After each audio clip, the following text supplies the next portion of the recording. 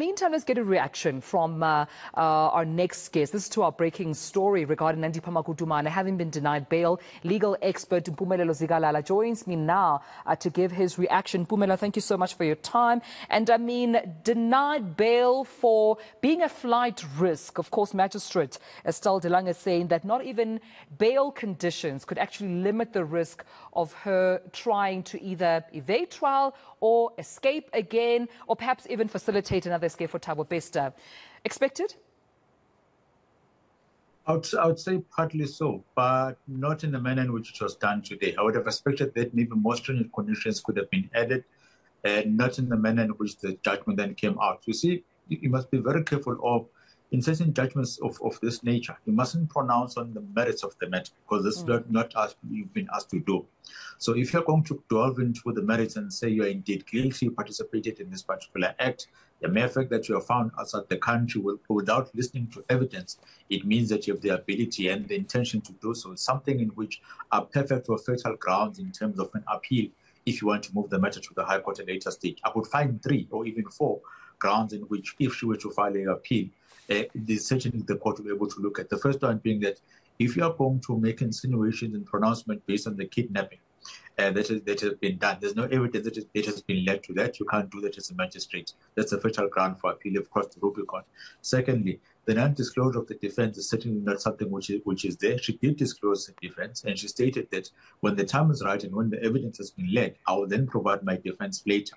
Remember, for purposes of bail, we are not looking at the merits or the demerits of the matter. We're simply saying, are you a perfect candidate to be released? Is it in the interest of justice? If we send you outside, they are going to come back on a certain date. And Section 6 is very prescriptive in terms of the things that are there. And then thirdly, drawing influences and even creating scenarios of saying that Mr. Thabo Bester is going to be provided or transported from prison to court, you may then be able to interfere based on that. That's not something that you ought to do as a magistrate. You are drawing inferences of evidence that has not been led to you, and you can't preside over things that have not been provided to you.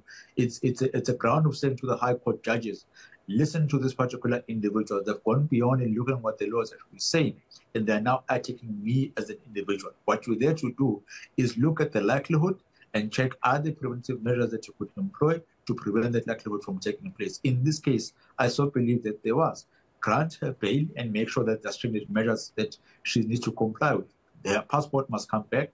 She can even report on a daily basis at the nearest police station and not leave the magisterial district in which she's going to be staying in. Those type of measures are there. What you can't whisk away, by the way, the right to innocence. She's still innocent up until proven guilty, and for now, we do not have evidence that points to her being guilty.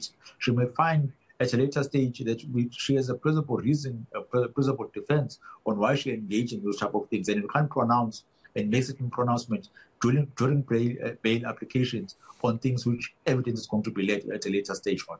And also on the point, that the magistrates made, but also that you're reiterating right now regarding her choosing to remain silent on certain details regarding her alleged kidnapping to Tanzania, saying that she will speak on those merits when the time is right, alluding to, I suppose, the trial. It seems the magistrate was quite cognizant in saying that she did not, and she mentioned this over and over again, she did not, satisfy the courts with the reasons as to why she should not be granted bail. Are you satisfied with those merits granted by the magistrates, by the fact that she, Dr. Nandipha Magudumana, did not satisfy the court? No. You see, what the court is supposed to hear is to say, on this application that have been called upon to adjudicate on, which is Section 6 of the Criminal Procedure Act, what's the likelihood of you engaging in these particular factors? And what I'm going to rely on is your past conduct, especially past conduct that has been proven. So if you have previous conviction and you have pending matters, to me, you do instill a fear that you maybe are going to want to escape and find other means. But most importantly, not only that, let me look, are there preventative measures that I could employ or that you have suggested which can mitigate those likelihoods that have been stated in earlier places. Now, the likelihood of you escaping, what's the preventive measure that can be employed? Make sure that you go and sign every single day, for example, between the hours of 8 a.m. and 5 p.m. at your nearest police station. You fail to do that, then we are going to bring you back, and you'll be forced to spend the rest of the days up until your matter is done and dusted behind bars. So there are preventative measures that they have been there. Why do we say so?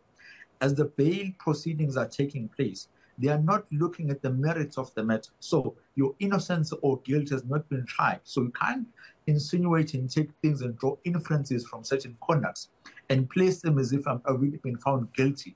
It's impossible because there's no evidence that has been laid. You may even find that at a later stage that even the state is going to withdraw some of the charges, and you've made certain pronouncements which are similar to this nature. It's something which the bail processes that we use in this country do not allow us to do. And which is why I say that if she goes on an appeal on this matter purely on those 4 points, the chances of her being granted bail by the High Court are certainly going to be high. I want to also come to this point as you give your perspective on this, Mpumelelo, that magistrates saying that her chances of convictions at this rate is good. Nandipha Magudumana played a leading role in offences, and if convicted, she'll be serving quite a long sentence, this according to the judges. Making your point again regarding how this bail application, in your opinion, was not meant to actually get into the merits of the case, but her, of course, the merits of her being a candidate, qualified, credible enough to be granted bail. You see what you are then doing. You are making pronouncements and drawing inferences on evidence which has not been led. But most importantly, evidence which was not provided to you and that you did not adjudicate upon. Because if you wanted to assess that and make that pronouncement, there must be evidence which is going to come in. Cross-examination must take place and re-examination if needs be. Only then can you come to that conclusion to say, this is an individual who is guilty. You cannot pronounce the guiltiness of an individual based on what the state has simply provided without affording them an opportunity to dispute that evidence. And bail proceedings are not necessary for those proceedings to take place. They're simply there to say, are you a flight risk? If you are there mitigating factors that you can implement? If they are, let's use them, let's afford you your chance. Why do we say that? We can't repay you your time if at the end of the day you're going to be found not guilty. We can't say you spend 5 months in jail, this is how we're going to compensate you. So in order to balance the scales of justice, just make sure that the individual goes out, they're able to prepare their defense adequately, just as long as they're not going to interfere in investigations, and you can be able to find ways and means of bringing them back to try when they need to get on with their matter. So I do think that in this matter, yes, there may be instances in which the court may be making valid reasons, but where it fell short for me is on the mitigating factors of the likelihood.